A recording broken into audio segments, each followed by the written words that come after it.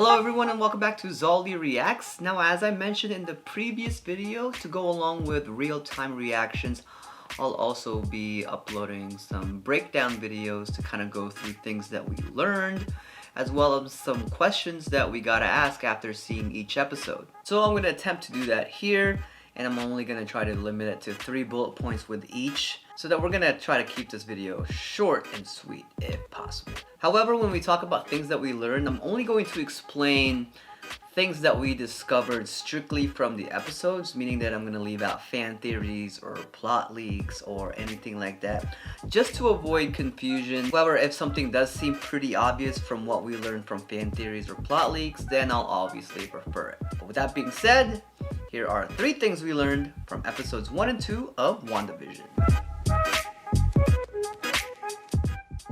Number 1. Now, with the show going straight into the sitcom style format that we are seeing, they don't really give too much context as far as how these characters got there. I guess one thing that we definitely know is that Vision and Wanda are married and they're living in a town called Westview. That's something we learned. But at the end of episode 1, we definitely learned that someone is watching this sitcom. So in a way, there are kind of 2 realities that is presented in this show at the moment. The black and white reality that we see Wanda and Vision live in, and then the reality that is watching the black and white reality. Now, we don't know who's watching quite yet, but as far as what we learned, there are 2 worlds right now. Number 2.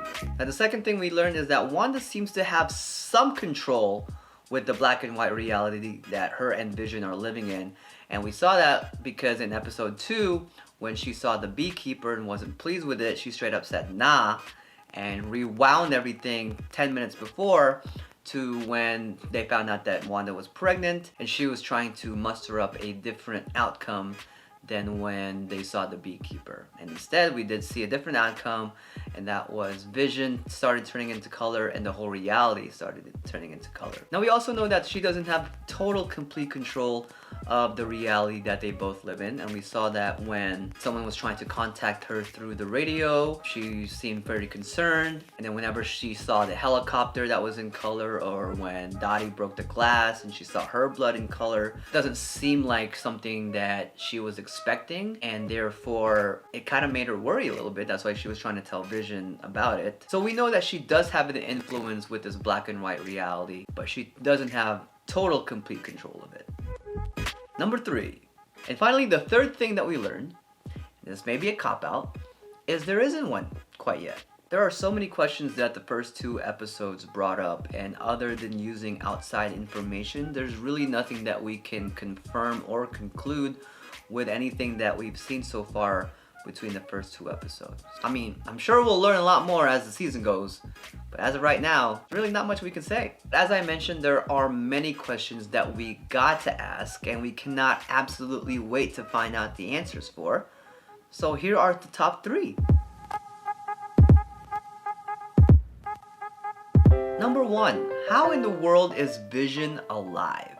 Now, we saw Vision get the biggest zit on his face picked when Thanos basically just scabbed at the Mind Stone and taking it away from Vision, and then we saw Vision's lifeless body just kind of fall onto the ground. Now, that was in Avengers Infinity War, and we obviously didn't see him in Avengers Endgame, which means that, I mean, technically in the reality that the MCU is in, he's still dead. I mean, there hasn't been any explanation to how he is alive in this show, and I'm sure we'll learn eventually how that's the case, but as of right now, yeah, bro, how you still walking? Number 2, who is watching and trying to contact Wanda?